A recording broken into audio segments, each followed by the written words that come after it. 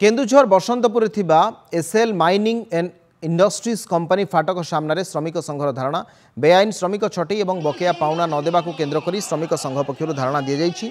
मजदूर संघर सभापति लक्ष्मण महाकुड़ और संपादक सालमा माझी नेतृत्व में मजदूर संघर सदस्य धारण में बसंती। जिला प्रशासन सहित आलोचना चली बेले बिना कारण ठिका कर्मचारी को कंपनी शोषण करुवा अभियोग होइछि।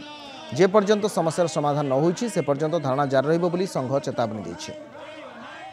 हूँ कि आमर जिते श्रमिक भाई भौणी 50 जन श्रमिक भाई भौणी को छटई करा ही नथिला किंतु जितेबाला श्रमिक संगठन टे कलु जो आवाज उठेले कि बोनस दि जाऊ 7 वर्ष होलानी कंपनी चलबारे किंतु बोनस नहीं माने स्टाच्यूचारी डिमांड गुड़ा भी से फुलफिल करूना गरीब लोक को हंतसंत करुचंती।